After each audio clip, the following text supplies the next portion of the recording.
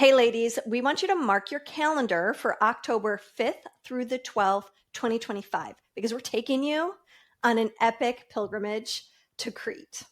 That's right. We're doing a beautiful retreat called Awakening the Goddess, where we are going to nurture ourselves from the inside out. You're going to be learning all kinds of sacred sexual practices from both the Taoist and the Tantric perspective. We'll be doing yoga every day. We'll be going and visiting sacred sites and really harnessing the energy of the primordial goddess, meaning the original divine feminine energy that is so alive on this island. I was just there last year and it was a game changer for me. And I was like, Leah, we got to put together the retreat that I want to go to.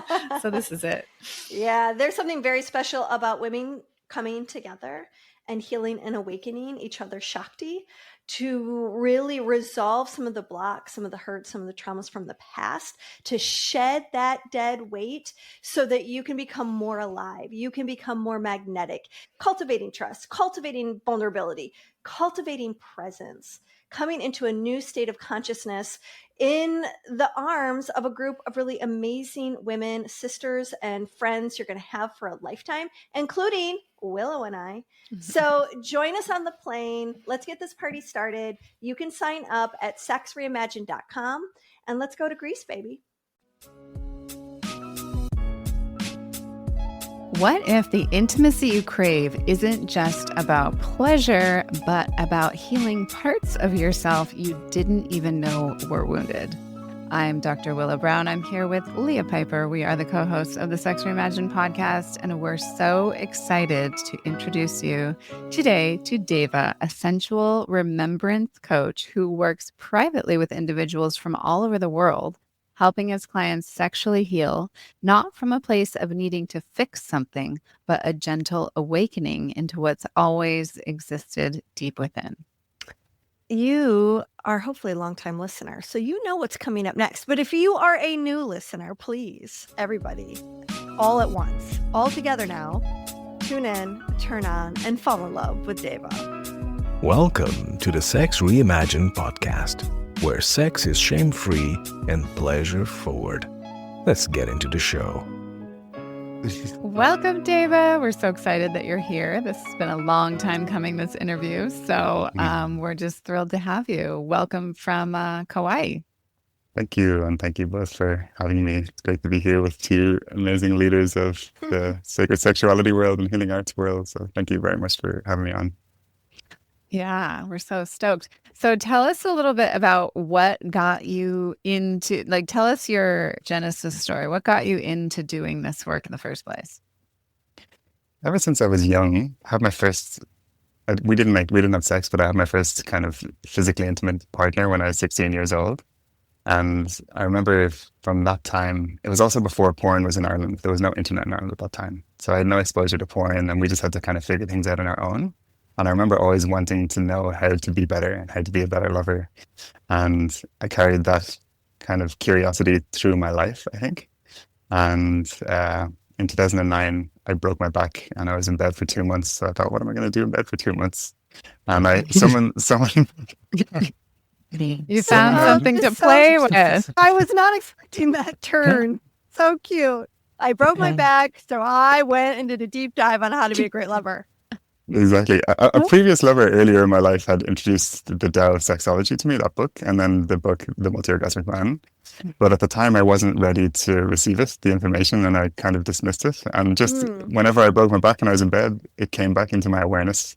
And I downloaded the PDF online, I read the books, and started practicing, basically, and had my first self-pleasure practice in bed with my brace all over my chest, unable to breathe fully. But I was touching myself with oil and really understanding how to connect with myself in the ways that I've been trying to connect with my lovers.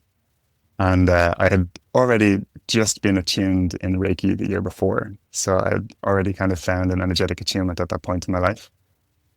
And how old were you when the accident happened? I might have missed 27. that. 27. Mm-hmm. Okay. And then I have a follow-up question, which is, what was it like growing up in Ireland when it comes to coming of age sexually and like culturally? what's changed? What stayed the same?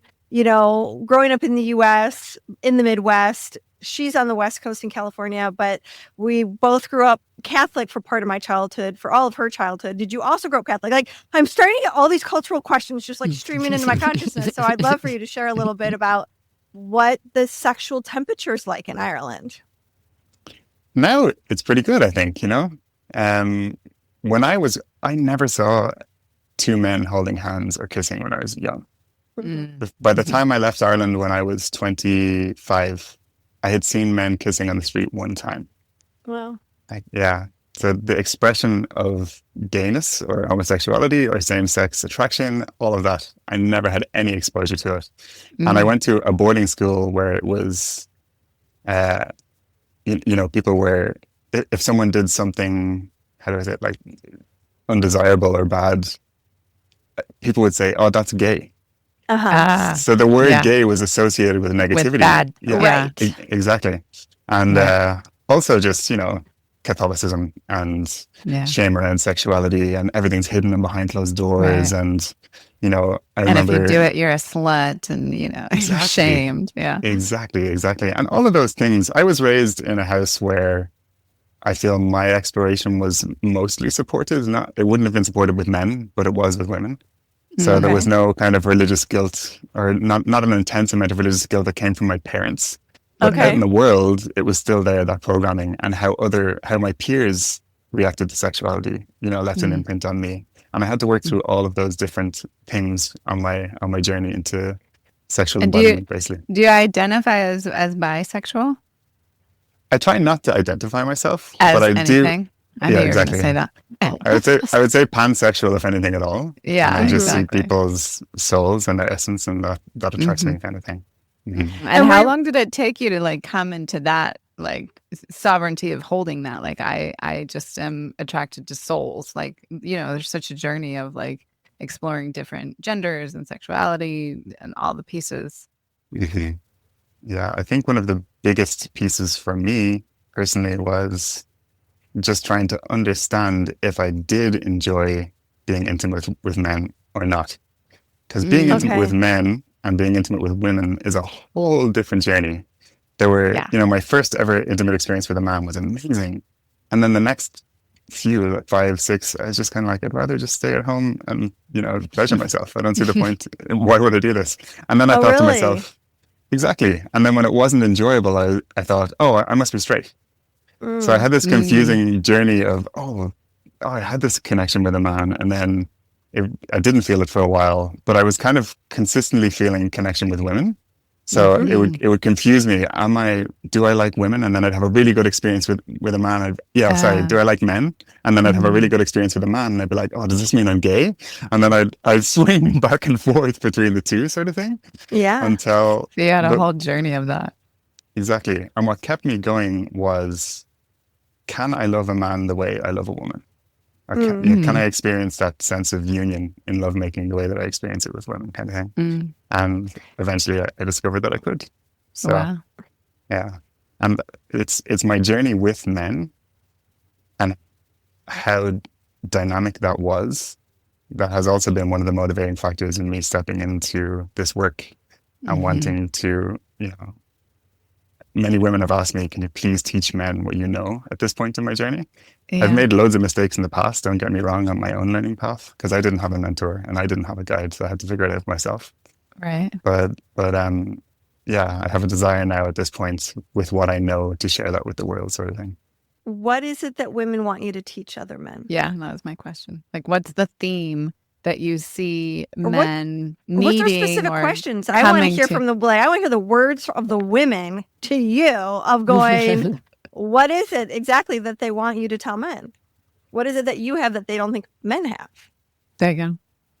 The number one thing I hear from people is, I've never been touched like that before.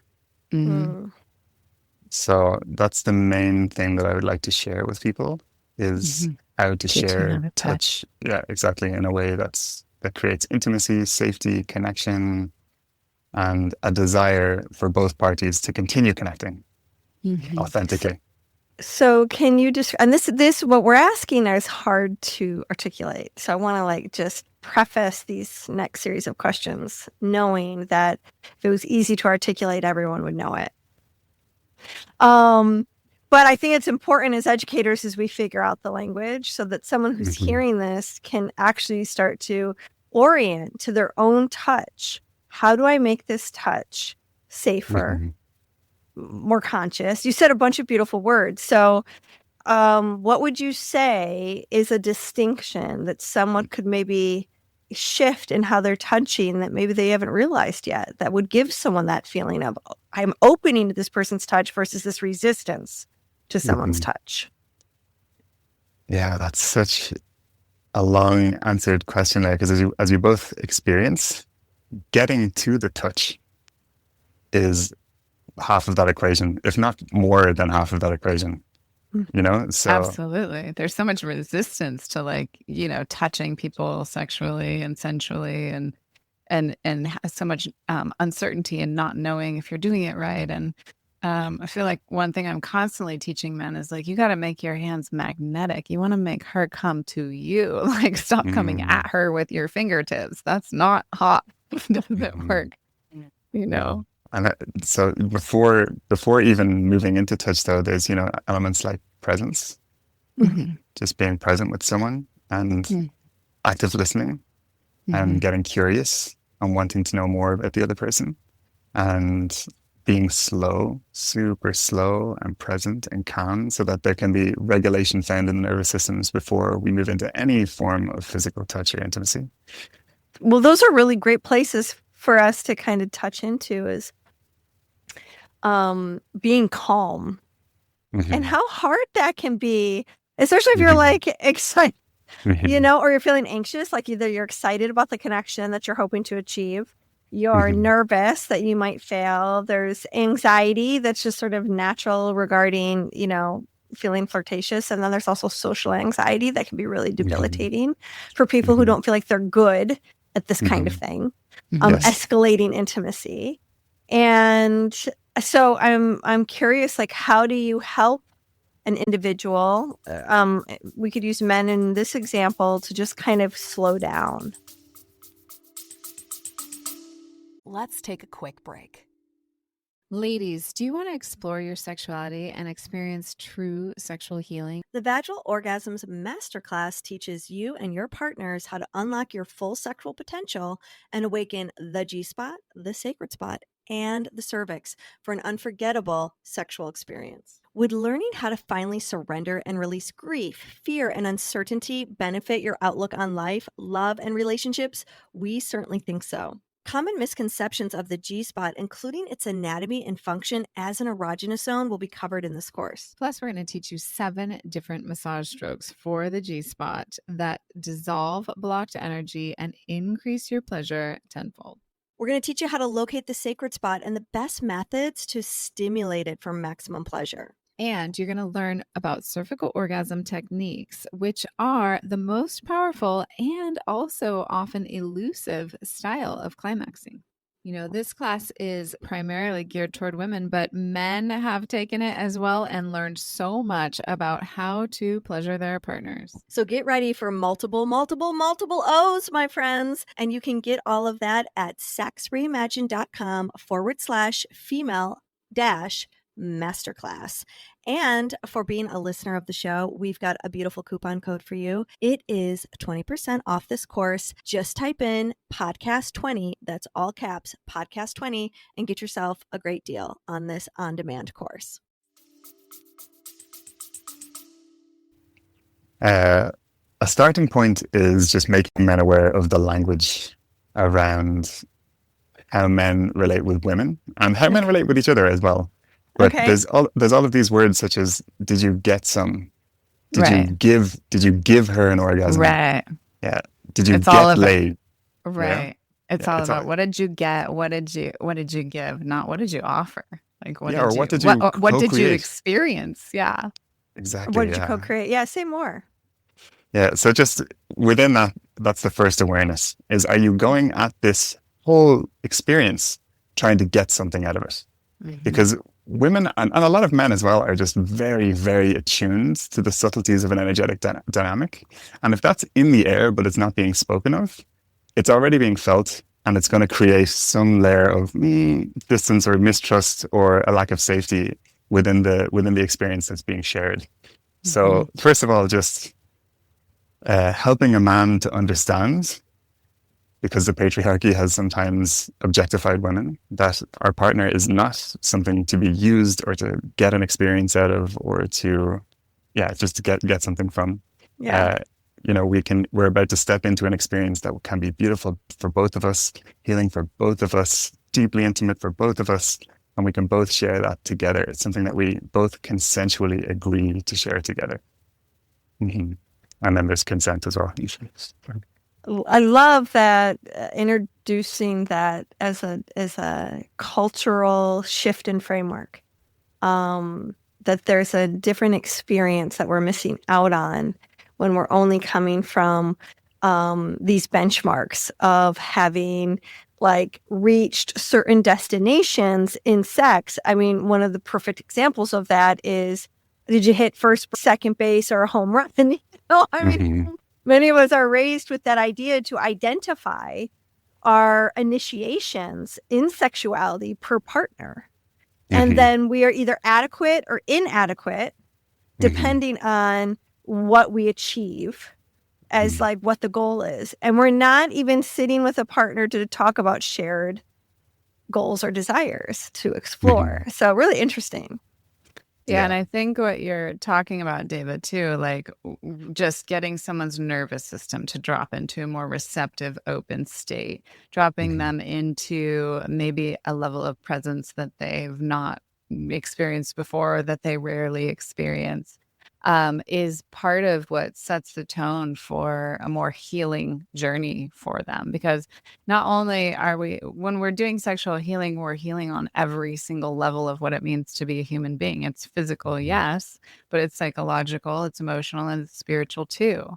And so, I feel like what you're speaking to, like even before touch, just getting really attuned with somebody and being able to attune to yourself so that you can attune to the other more fully, really lays a foundation for, the alchemy of healing within sexuality. And I'd love to hear from you, like why that is so transformational. Because I know you see your clients just completely do full 180s, like completely transform. So if we consider how intimacy floods the brain with oxytocin and serotonin and all of these beautiful neurotransmitters that have to do with connection and joy and happiness and ecstatic experience of life, that's also what happens when we take psychedelics, if you think about it. So when people take mushrooms, when people take MDMA, when people take other psychedelics, it's the same experience that their brain gets flooded with the serotonin. And we all have seen research recently that these therapies are, gaining recognition in professional fields and how effective they've been. And sex is a way that we can do that without the psychedelics. I'm not saying that we don't need psychedelics. I think psychedelics are great as well, and a great form of therapy if someone chooses that path. And also through relaxation, connection, and intimacy, we can also reach those states where the brain is flooded with oxytocin and serotonin. And we can have this or similar journeys that as we will in psychedelics. And within that state, when we're feeling so much relaxation and calm and expansion, things that are suppressed and stored in our nervous system have space to arise. So if we're constantly putting input into our nervous system and receiving, and we're not giving ourselves time and space to experience the emotions that are happening in our nervous system, they sort of have to get buried, let's say, so that we can keep on processing the world. Or maybe we're working and we don't have time to have a nap, or we don't have time to get angry at something that happens out in the world. And we just have to push that down and get on with our lives. All of that gets kind of suppressed. But in these super expanded, relaxed states full of serotonin and oxytocin and dopamine in our brains, there's an opportunity for our nervous systems to think, wow, this is fine. I feel super relaxed, very open. So now there's spaciousness for whatever suppressed emotion wants to come up to be arise, to be felt and moved through. So that could be frustration, that could be anger, that could be tears of joy, tears of sadness, that could be, you know, so many different emotional experiences. And that's one of the things that's created within sacred sexual healing containers, is this atmosphere of complete acceptance that intimacy and pleasure doesn't have to take the role that we see in Hollywood movies of passionate foreplay, rumble in the bed, orgasm. Oh, that was amazing. It doesn't have to be so linear and predictable every single time. There can be space for all of the emotional experiences, the full spectrum of the human emotional experience to arise. And we can hold each other in that and help each other to express what's suppressed in our nervous system, to heal what's suppressed in our nervous system, and to move through that and come out with a more regulated nervous system and a calmer baseline. Beautiful. Hallelujah. Yeah. So what would you say, you work with both men and women? I do, yeah. Do you work with couples too, or just individuals? I do. I work with people of all sexual identities and orientations, and couples and singles as well. And so I'm sure there's lots of people listening going like, what does a session with Devah look like? Like, is everyone getting naked? Is it just on the phone? How does he invoke this healing experience? What kind of questions are you asking them, like, about their story? So take us through like the process of someone contacting you for the first time, and then how you work with someone kind of from start to finish. Okay, well, it depends. That's very subjective. It depends person to person. There's a form on my website. Can I make up a person? Make up Sure. a person. Yeah. Okay. So there's a form on your website. So if someone's curious, they would first contact you on this form, right? And that would be like an intake form. Yeah. Okay. So this woman, her name is Mary Jo, and she is 54 years old. She's got 3 kids. One's in college. The other 2 are in high school. She's going through a horrendous divorce. She hates her body. She feels like the life has been sucked out of her. Things are going pretty well at her job, but she just feels worthless since her 25-year marriage has started to dissolve. And she's worried about her kids, and she's worried that she's also going to be empty nesting like any second. And will anyone ever find her desirable again? And also, she's never really had great sexual experiences. Like, maybe she's had 1 or 2 orgasms. Oh, good persona you created there off the top of your head. Well done, Leah. You're welcome. I've met this woman many times. Oh, have you now? Okay. So we first would have a call and just schedule a time that works well for both of us. And I would try and encourage her to have time in a space that she won't be interrupted if she has a busy life with her children. So we'll line that up. And the main purpose of the call is for the person that I'm working with, or this woman. What's her name? Mary Jo. First, we get on the call, and the main purpose of the call is just to ensure that Mary Jo can feel comfortable in my presence, and that if there's any, nervousness or fears or questions or anything that is in her head that she'd like to get out of her head and, have a one-on-one back and forth with me, then, yeah, we can do that and just go through some different points about how the session might look and, see if it feels aligned for her, if it's something that she wants to move forward with. I never tell a person that I know what's better for their healing than they do. So I would suggest to someone a potential course of how we can spend our time together.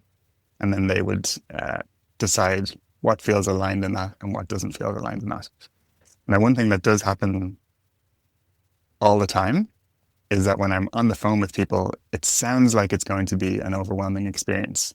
But then when they're actually in person and they're sharing the experience, they tend to feel quite regulated and calm and surprised at how easy it is for them to settle into the experience. And do you let them know that on the phone? Do you ever I say that? I do. And, I always have a little bit of resistance to saying that because it feels like a sales pitch. And I'm not trying to sell it. I'm just really trying to, share information exactly that's true that other people have shared with me. And I also will always say afterwards, obviously, I don't know what your experience is going to be because we can never predict. Everyone's unique, but that just tends to be what has happened in the past, sort of thing. Well, what's interesting about that is having taught seminars for 20 plus years with groups of people, both individuals and couples, these Tantra weekends, one of the things that would just blow the couples' minds. I would have the women for a portion of the class, and then Charles would take the men for a portion of the class. And in that, I'm coaching the women who are going to go on this intimate experience. And if they're a woman in the class, many of them, not all of them, will choose one of a gentleman who's attending the course, also as a single. And we have a story that intimacy is impossible unless you know someone really well. You have to know what they do for a living. You have to know their last name. You have to know if they're safe. You have to know what they like to do. You have to know about their past relationships. Like, you have to know information about somebody in order for you to actually experience intimacy. And sometimes the married women would be like, you're going to just let these women just go pick a stranger to go receive an intimate massage? Like, are you crazy? I remember being a single person having the same thoughts in the same class of going, oh my God, am I really going to pick someone I don't know? Could this go well if I'm not drunk, number one, and I don't know everything about them, to ensure that I can trust them and that I'll be safe? And what was so cool is, like, everyone would come back after having their exercise that night. And the singles sometimes had better experiences than the couples because they didn't have a history. Yeah. And Charles would always make a point of asking one of, like, the breakthrough experiences, hey, what's his last name? That partner you just had like 5 orgasms with that were the best you've ever had. And you had that like sobbing breakthrough. And she'd be like, I don't know his last name. It just illustrates that we have been taught that intimacy is only possible if you have this laundry list of qualities. And the truth of the matter is that intimacy, I believe, is a door that opens on your side. And if you're a trustworthy person, other people will feel that. So if you live a life to being a trustworthy person, which I believe the majority of humans do, yes, there's some that don't. Some are wounded and they get themselves in trouble. But by and large, we can trust other humans and we can drop in. And I think that's pretty amazing when you can step into meditation with someone and do a little bit of eye gazing, that intimacy can drop in a nanosecond. And it doesn't matter what somebody does for a living. It doesn't matter what their last name is. And it doesn't matter where they grew up and how many siblings they have. Would you say, has that been your experience? Do you think that's why people discover, wow, this wasn't so hard. It was actually kind of natural. I feel like I've known you my whole life. Yes, I would say that. And also that piece that you said about eye gazing. I mean, how amazing and valuable an experience is that, just to be able to sit across from someone and feel what's happening in your body in the presence of another person, without it needing to go anywhere, without them needing to interact or intervene or fix or save or, judge or any of those things that can happen when we're just caught in our minds and running around the world. What's also interesting about eye gazing is that you can feel without language the things that someone wants to show you, but they don't know how. It's like they don't have the words to show you what's in their throat, or they don't have the words to share what's in their heart. But if you are just gazing at them gently, softly, without being a creep, which is, a good distinction. Wow, you can see and feel someone. There's a level of attunement that can only be reached from that kind of communion. And it's why the old adage is, they're the windows to the soul. I feel like eye gazing can be a psychedelic experience. And yes, I'm sure you both have heard this time and time again when somebody gets out of a session with you or up off your table or whatever, and they're like, wow, that did feel like doing journey work, And so what you were speaking to earlier, Devah, around, just that you can get flooded with all the same chemicals that we get flooded with when we reach for substances outside of ourselves. And we actually have all the medicine that we need inside of ourselves. And eye gazing is such a deep medicine that really gets overlooked. How interesting. Yeah. How do you address when people find eye gazing to be very challenging? Because it is something that can feel really, a lot of different emotions can come up when trying to sort out eye gazing. It's the same. Eye gazing is the first practice that we step into in sessions, but it's the same with every practice. We just allow space and allow it to be present. And I get curious and I ask, so, if they keep looking away, like, what's the sensation that's happening in your body that makes you want to look away. Mm-hmm. And then we just look at that sensation in the body. And I don't know if you've ever heard of tapping, EFT. Mm-hmm. Of course. So I'm also a qualified EFT practitioner. So if the emotional charge is very, very, very strong, we can tap it down. So for people who don't know what EFT is, it's a modality that taps on acupressure points in the body, and it helps to discharge strong emotional experiences. So we'll get the charge of the emotional experience down to a place where they can make sense of it and articulate it, and then we'll just hold it and be present with it, and we'll try and see, can we breathe into it and not have our bodies look away, and just see what happens when we breathe and we sigh and we just allow it to be felt, rather than pushing it down further into the nervous system or running away from it. Just let it be felt. And if it's supportive, we can also just touch fingers a little bit. Like if we're on a couch, just reach over and hold each other's hands. And that little piece of co-regulation and that little bit of oxytocin, serotonin often helps people to drop in even deeper. And the breathing, the breathing and sighing deeper again. And that just helps us all to drop into our nervous systems and feel comfortable. Is there a specific breathing that you work with? Sorry, Willow. Okay. I don't do, there's no breathing technique that I work with. Just breathing and sighing. You know how the vibration vagus of the vocal nerve. cords stimulates the vagus nerve, and activates parasympathetic nervous system. So we just do deep breaths and sighs, and we do that a few different times.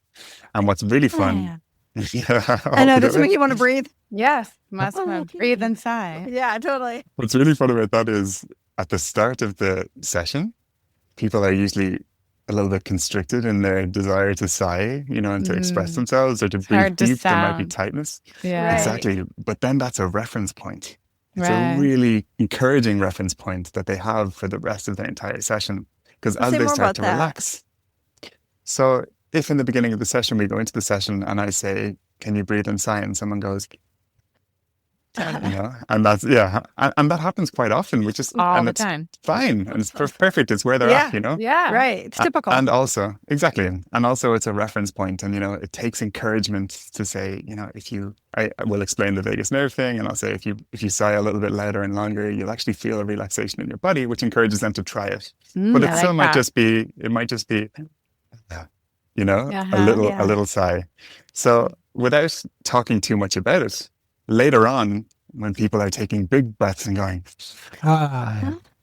if you say at that point, do you remember at the start of the session when you couldn't even sigh? Look how far you've come, and it's only been X amount of time. And then they have that internal marker where they're like, wow, I've come a long way in such a short space of time. That's a great nugget. I love that. Okay, I want to get back to Mary Jo, because Mary Jo, she came and she had she's never had a good sexual experience. She's going through this divorce, and she's coming to you and she's had her initial conversation. Okay, she feels comfortable with you now. But she might be nervous or uncertain about what the heck you guys are going to do in a session. Like, what is that? And so how do you sort of explain to somebody, what might happen? I would first of all on the call deduce the level of sexual trauma or relationship trauma that they're stepping into the experience with. And I always give people obviously the consent, whether they'd like to answer that or not on a call. But it is very, very helpful to know that, because the more details we know about somebody, the more safety we can create for them within the experience that we're sharing with them.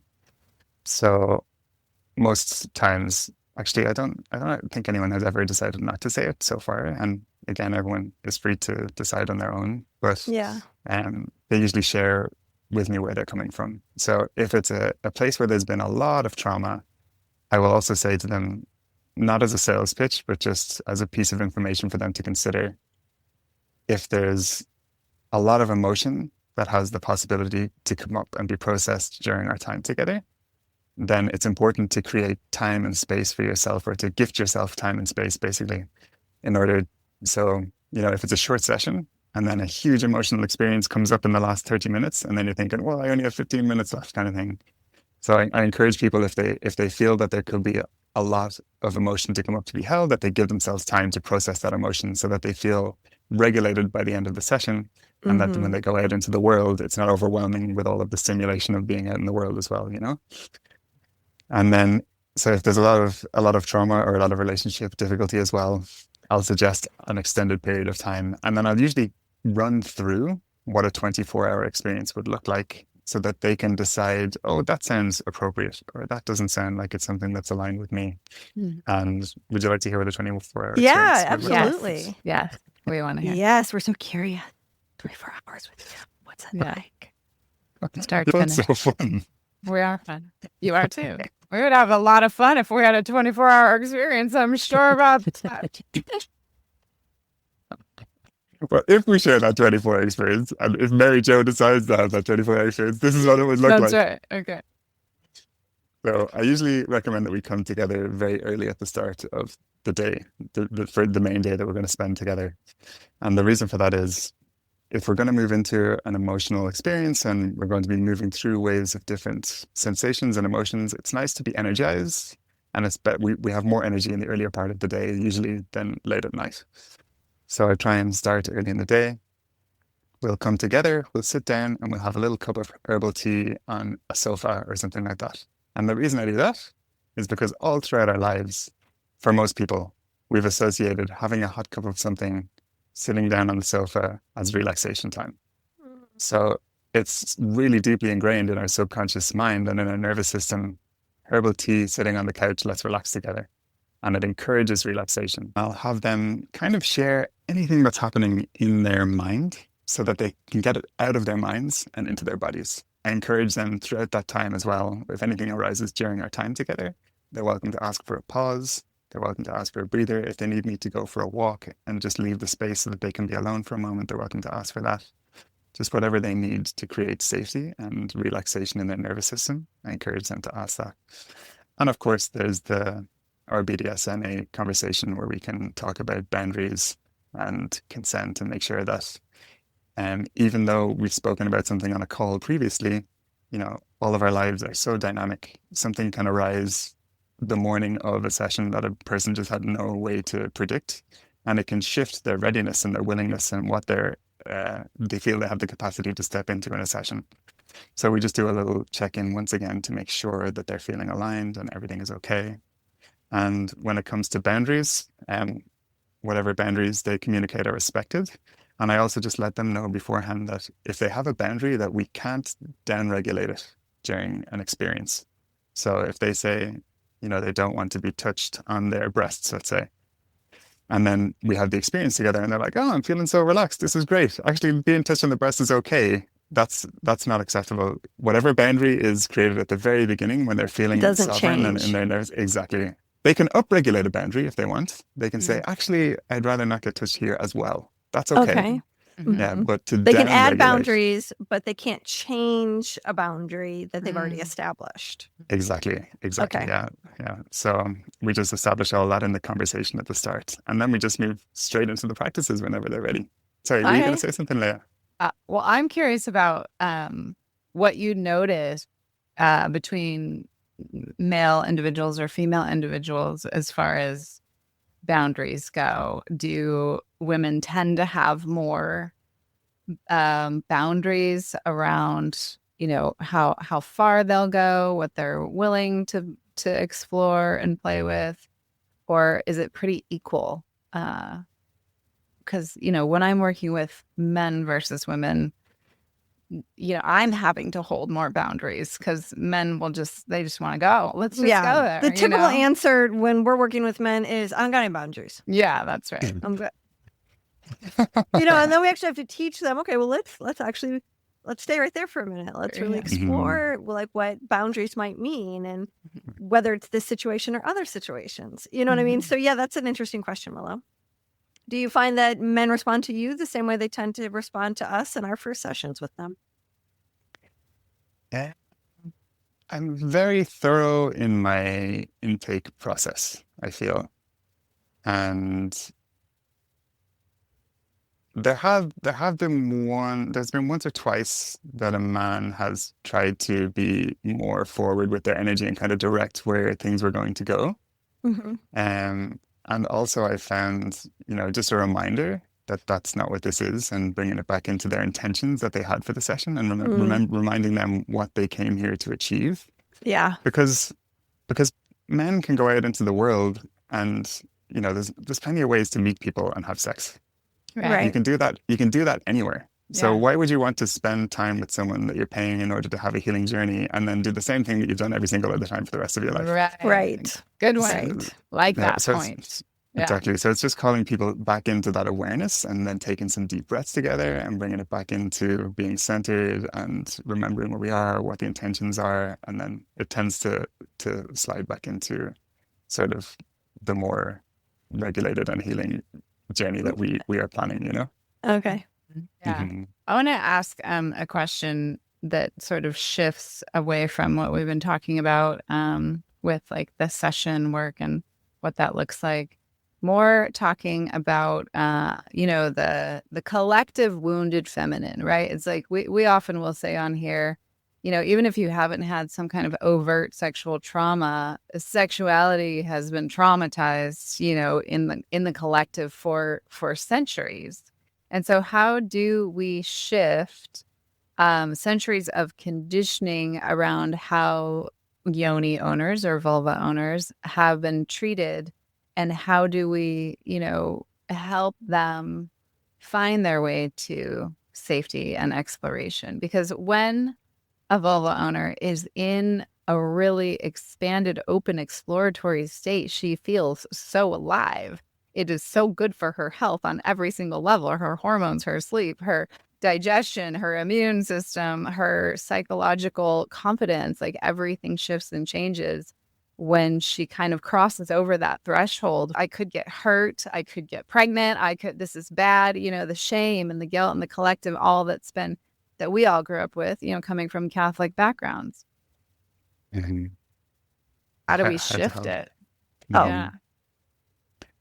And again, I feel that touch, physical intimacy, and sexuality is the very, very end of that equation. And we can use sacred intimacy and we can use tantric practices to also, move into healing quickly. But in the general population of the world, I feel the starting point of that is helping women understand that they're not too much just because they feel emotions, that they're not crazy just because they have a voice. All of these things, these programs of the patriarchy that have just disempowered women, that they're less capable than men, all of these things.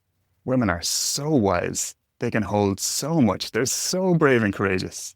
If you think about all of everything that women have been through, if you just look at the last few centuries of everything that women have been through, and that's been going on for millennia, I'd say at this point. We don't really know when it started, And just getting down to the root of that, listening to women, getting curious about what their experience is, why they're saying the things that they're saying, not just discounting them because you think something different. And asking their opinion when an important decision has to be made, to give them a voice and to draw on their wisdom and their experience. A woman who is 30 has been on the earth just as long as a man who's 30. They have just as much wisdom and experience, maybe even more, because they've had to put up all the, being disregarded and all of the strength building and emotional regulation that came along with just feeling the injustice of life as it's known on earth at the moment for women. So, their voices are just so valuable. And I feel like, it's steps like that are more important first, is lifting women up so that they're standing equally beside us, respecting their wisdom, respecting their voice, respecting their strength, respecting the sacrifice that women as mothers make every single day. Women, it just blows my mind, the strength of women. And when I go to a country as well, just say in Asia where chauvinism is even stronger, and to witness the strength of the women of those countries and everything that they put up with. And they're such strong women. And they're the ones who lift all of the heavy things there. They're the ones who do all the work in the farms. It's like mind-blowing, just the strength of women every day. I'm amazed by it. So that's the starting point. Yeah. Not starting with sex, starting with Right. respect and being seen Mm. and heard and held and present with women so that they can feel safe and have a desire to open rather than feel like you're just going to disrespect them and then try and take something from them, Hallelujah. Yeah, I think no, you're gonna I'm get hearing- a lot of phone calls after I'm this podcast. hearing airs. panties drop across the globe right now. Yeah, exactly. So I hope guys, so. like pay attention to the depth and the emotion that you're hearing from Devah, and like the honest, authentic resonance of like clearly a man who really respects the minds, the hearts, and the journeys of the feminine. Like that opens a woman's system, and you can tell you're in the presence of a man who spends time listening. And that has a deep effect. It's why I can hear panties dropping across. like this is the fodder that opens up a woman's ability to be devotional and to open her sex center and to be able to like drop God into her yoni and share it with you. It's kind of like the beginning of how the portal opens. That being said, I can also imagine if you're watching this on YouTube and you're a lady and you've just heard what you just said so beautifully, and you're also such a charming, delicious Irish chap who is gorgeous to look at with a beautiful, deep voice. Like, how many times do your clients fall in love with you? And how do you manage their emotional attachments to someone who's seeing them maybe for the first time in their life, who's bringing them pleasure and catharsis, maybe for the first time in their life from issues that are generational? I mean, that's a lot of holding, and it's very easy for people to go into transference around someone showing them something inside themselves for the first time. Yeah, this might be a little bit edgy. It feels edgy to say it on a podcast, but honestly, love is a part of the medicine that I offer. Yeah. Yeah. It's an integral part of the experience, I feel. Showing up in complete loving acceptance is basically the medicine of what I offer. And within that space of loving acceptance, people heal themselves. Right. Ding, ding, ding. Yeah. Exactly. Everyone is their own healer. So That's I right. show up in full love, full open-hearted acceptance of the person in front of me when I'm in session with them.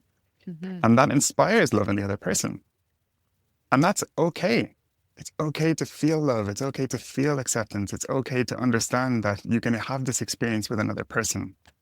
And also, there are, when people, if it doesn't happen honestly very often, it's happened to me, I think, maybe only once.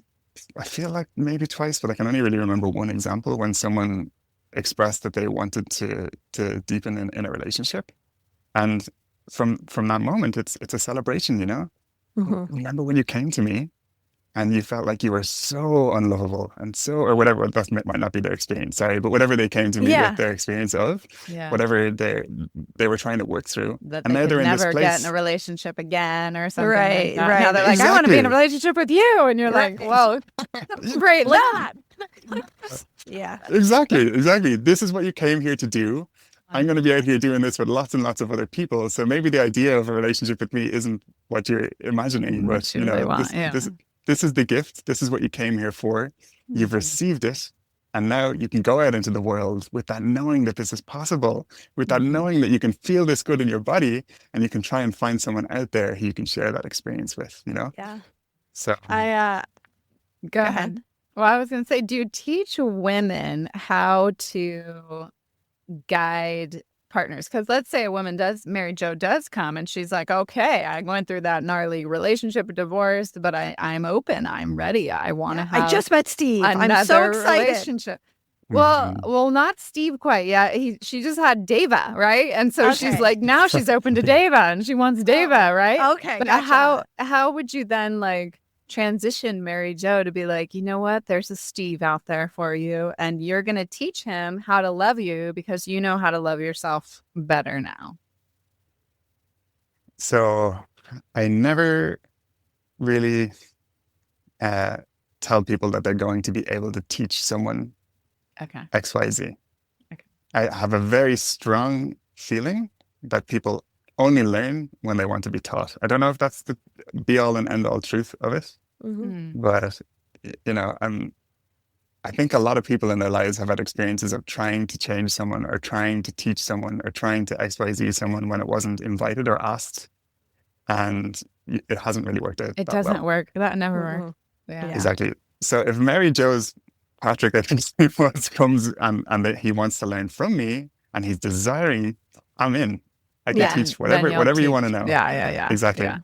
And but what I can teach Mary Jo is healthy boundaries, self-respect, self-worth. Like if it feels this good to be me, if I can show up feeling so embodied and so confident, and I can learn how to communicate with someone, I want to feel this way. This is what I'm available for. This is what I'm not available for. Does that feel good to you? You know, just we can teach those communication patterns as we're interacting with each other throughout the session, just through asking someone a certain way. And then they can think, whoa, I never even considered asking someone that before, you know?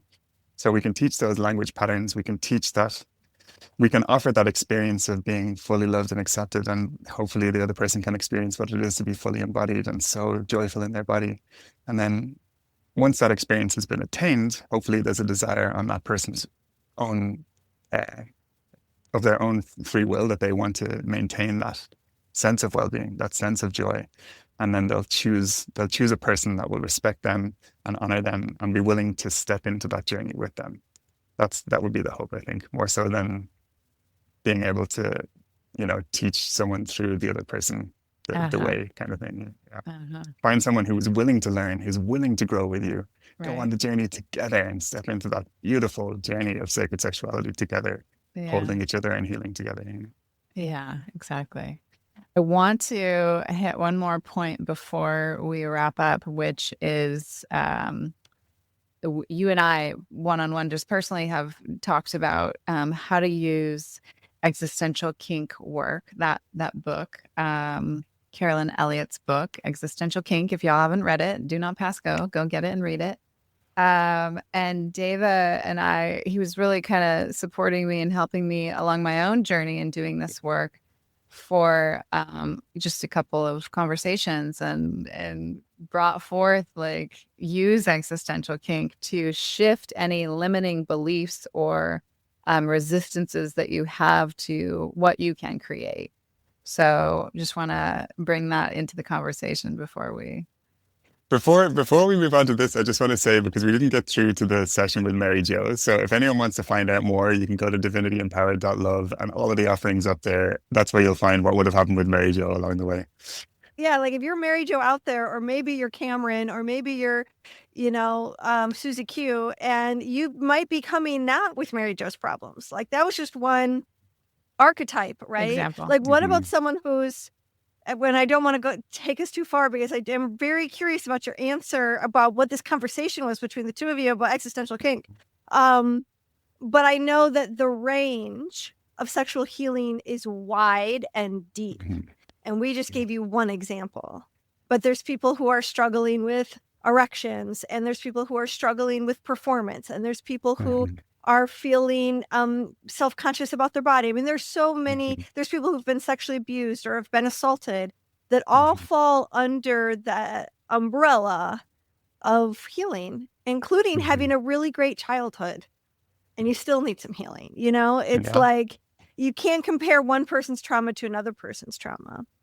Exactly. So is there anything else you want to say before we move on to existential kink regarding your work as a sexual healer? Which may, maybe you'll add that to the existential kink answer. I feel, we could go on for another hour about work, so I don't even know where to start. But we'll dive into existential kink, because what existential kink is going to do is actually give people an exercise that they can do at home, something that they can do it themselves. So it's empowering the audience rather than saying you have to work with someone else. So just to give an exercise to the viewers and to the listeners. So, there's a lot of spiritual practices that say, love the pain, love everything that's happening inside your body. And love is one energy that we can use to heal and transmute experiences inside our body. But sexual energy, as we spoke about earlier, when we were talking about that flood of oxytocin, serotonin, and dopamine, sexual energy and sexual experience is also something that we can use to heal wounds within our body. So let's take scarcity as an example, okay? Because it's so not sexual. It's to do with money. I don't have enough money to pay the bills. I don't have enough money for XYZ. So just say you're experiencing worry about money, and you experience that every single day. Every day you wake up and you think, oh God, I'm so worried about money. And when you look back at your life, you realize, well, I've always had a roof over my head, potentially. Like I've been able to feed myself, maybe only one meal a day, maybe only a sweet potato a day, but I've always had food. So, and if you look back at your life, it's very rare that you've actually, or potentially it's been very rare that you've had absolutely nothing. So it's that idea of, okay, well, if it's never really happened that I've completely been down and out and on the street, why do I constantly, every single day, continue to worry about this? Because worrying is basically, when you think about it, praying for the worst outcome to happen. We can we can easily think about the positive outcome and thinking about the negative outcome. Why would we choose to think about the negative outcome? So there must be some attachment somewhere within each of us. Say that again. You're praying for, your worrying is praying for it to happen. Is that what you said? Worrying is praying for the worst possible outcome. You know the way people pray and they say, yeah, that should be a bumper sticker. Give me. When it's on repeat in your mind, you're basically just saying the prayer again and again and again and again, and creating worry and creating stress, right? So, but if we're doing that every single day, if we're choosing that, we think we're not choosing it, but if we're choosing that every single day, because it is what's happening every single day, obviously somewhere in our beings, we get a kick out of it. That's the premise of existential kink, basically, is if we want to create this situation for ourselves, day in, day out, we must absolutely love it. Because it's what we're choosing every day. We must be getting off on it, right? Yeah. Exactly. Love not having enough money. Love only eating one sweet potato a day. Love having, love being hungry. And the thing about it is, right? If you both have experience with kink, I'm sure, do you? We do. In the kink world. Okay, yeah. Yeah, kink for everybody. That's how we feel. Yeah, yes. So if kink is, if we look at that in a kinky context, right? Just say someone is spanking us or, dumbing us or whatever it looks like for you, whatever your flavor of kink that you enjoy is. There's an experience of, oh, yes, I love this. But there's also kind of an uncomfortable, oh, that's sore. Oh, no, I don't want to surrender. Right. We're basically reframing this experience of the challenging sensation or emotions that arise through scarcity as the universe doming us. And so we're pretending that the universe is doing the thing that we want. We're imagining that the universe is doing the thing that we want. But the uncomfortable feeling that we're having, like that scarcity, like maybe the anxiety from scarcity or the restriction that we're feeling from scarcity, is that little element of the experience that's uncomfortable. Right. It's the resistance to the spanking, even though the spanking's going to make us wet. Exactly. We still don't want to feel the sting. So we're obsessing over the sting instead of dropping into how wet we are. Exactly. So we just imagine that the universe is doming us and making love to us or doing whatever, fucking you, if that's what turns you on, like just whatever way you enjoy having being made love to or being penetrated. You're imagining that's happening. The universe is doing that to you, and the uncomfortable feeling that you're having is that pleasurable resistance thing that happens in kink. So you're like, oh yeah, okay, more, and you start to breathe into it and just ask the universe for more and really love and accept it as if they're having sex. The universe is having sex with you, and then you breathe that sexual activation, because it can actually lead to getting turned on. Actually, that's what I found. That's what most people that I've shared this with have found. Yeah. So it leads to getting turned on, and you just start to breathe that turn on around your body. I don't know, you're both familiar with the microcosmic orbit. Right? Yeah. I'm sure, yeah. Do viewers know what the microcosmic orbit is? Have we ever spoken about that before? Probably many listening do not. My guess would be that it's not like we've taught it formally on the podcast. But we talk about it, but you can explain it. So to put it simply, everyone, whenever there's a buildup of sexual charge down in your genitals, your lingam or your yoni, you basically do a little clench as if you're stopping yourself from peeing, or a kegel. Some people know the term kegel. And you inhale. And with your internal eye, your imagination, you just watch from between your legs all the way up to the crown of your head, coming up the spine. So you're kind of trying to draw energy, basically, or arousal up the spine and up towards the crown of the head. So that's on the inhale, kegel. And then as you exhale, you just make sure that your tongue is touching the roof of your mouth, and you let that arousal energy waterfall down the front of your body, all the way down to between your legs again. And then inhale. You complete the circuit. And then as you exhale, you can sigh as well. And you let the energy fall down the front of your body. And you basically circulate that arousal energy with that. You think about the scarcity and you let those emotions come to the surface, like the anxiety, the uncomfortable sensation, and you circulate your arousal around your body. And you'll find, or what most people find, I can't tell you what your experience is going to be, what most people find is that that energy of arousal will actually start to cancel out the discomfort or the challenging sensation that you've been having. And, it might not do it forever. It might just do it for an hour. It might You just do might it just for a get a day. reprieve. Right, right. So Exactly. what you're saying is you're doing a big upward draw of the arousal, and you're keeping at the forefront of your attention the discomfort, easy for me to say, the uncomfortable sensation of I'm broke. Exactly. I'm Whatever suffering. emotion. Yeah, whatever the suffering is, you draw up the arousal, you're aware of the suffering, and you bring them together, or you're using the arousal to dissipate the suffering. So one important point, thank you for asking that, Leah, because it brought another important point to my mind. We're not focusing on the words, I have no money, I have no money. We're not focusing on the story. We're focusing on the sensation felt in the body that arises whenever we tell ourselves the story. Okay. Okay, good distinction. So if we say, I have no money, and then we feel the contraction and the anxiety, that's what we're focusing on. And we're only using the story whenever we want to bring that emotion and that sensation to the surface. And then just naturally, as we start to imagine ourselves getting domed by the universe and the arousal starts to come in, and if you want, you can actually do this during a self-pleasure practice as well. It's even more effective if you do it during self-pleasure, because obviously there's that more sexual charge generated. Yeah. Exactly. So just by the practice of doing the microcosmic orbit, you don't need to focus on it trying to catch the uncomfortable sensations. It just catches it. It just starts to carry it. As you're moving the energy around your body, it will just start to catch on and neutralize those the discomfort that you've been experiencing. And eventually it should fully dissipate into just a feeling of bliss and expansion, which we would call subspace or dom space whenever we're in the kink world. So, and that's the healing. Great. So by changing our relationship That's to beautiful. yeah, thank you, Carolyn.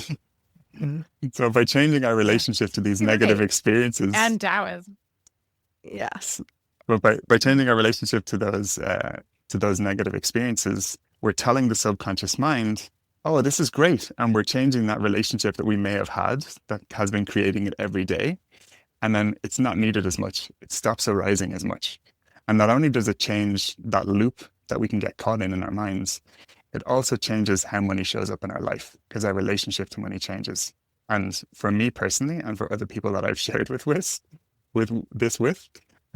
has led to a huge change in how money shows up in our lives. So super, super powerful practice for me, specifically around scarcity. Sorry, go ahead.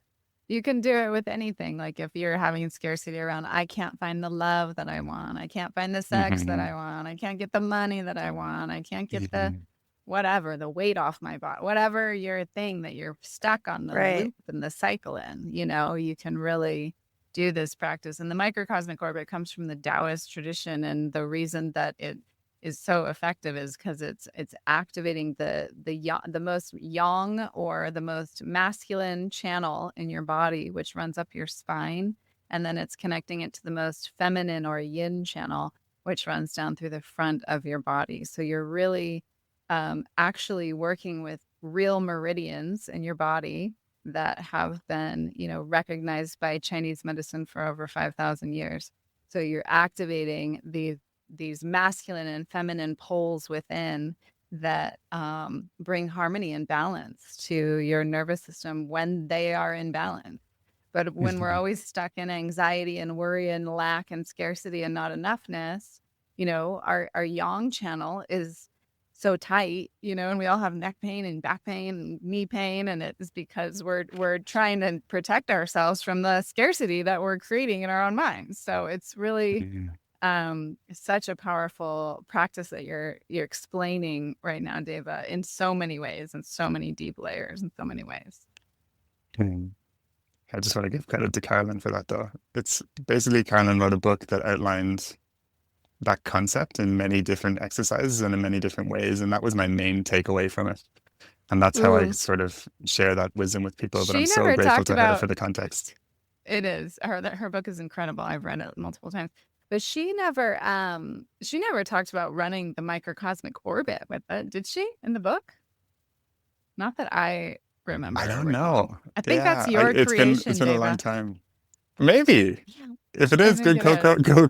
It's a co-creation, Caroline. Thank you. co-creation. It's a co-creation. Yeah, but that's one of the Yeah. key elements to me for sure. Yeah. Well, Devah, thank you so much for being on the show. Tell us again how people can find you. I'm Divinity Empowered on all of the platforms, but I'm most active. I don't really do social media that much, but I think Instagram is probably my most active social media channel. And if they go to divinityempowered.love, then they'll be able to find my website. And I'm also over on Sacred Eros as well. Sacred Eros is a really, it's been around for 25 years, and it's a vetted directory for sacred intimate workers, which is a great resource for anyone out there who's hoping to dive into sacred intimate work. So they can also find me over on Sacred Eros. You'll see me, Dr. Willow, and Devah all on Sacred Arrows, and including a lot of other great practitioners. So many great Yeah, practitioners yeah. on there. Thank you, Sacred Eros. Yeah. Yeah. Thank you so much for being on the show. And y'all, don't you worry. The show's not over. You got to stay tuned, because what's up next is The Dish with Willow and I. So Yeah. love, love, love. Thank you, Devah. Thank you so much. Yeah, Bye, thank you, everyone. Willow. Thank you, Leah. It was an honor to be here with you both. Thank you. Now, our favorite part, the dish. Well, that was so refreshing. So lovely to speak to a man about sexual healing, and he's just doing such beautiful work. And I mean, did you not just have like a total crush when he's talking about like the strength of women and how much he respects them and how hard they work and all the things that they accomplish? I mean, I just was like, oh, swoon. Yeah. I love Devah. He's Yeah. great.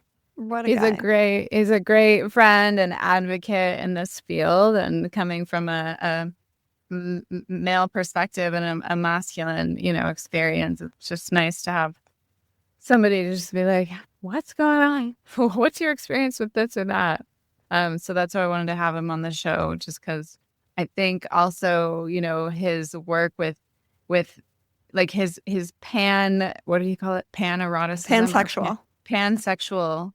That's what I'm claiming too. If I'm claiming anything, it's like he really just does fall in love with the soul that he's with, and he's not afraid to love, and he's not afraid to be open and be, and just to fully be present and be there. And I think that is the healing that everyone is really looking for when they start seeking in this sacred sexual path. They're looking for that deep presence and being seen.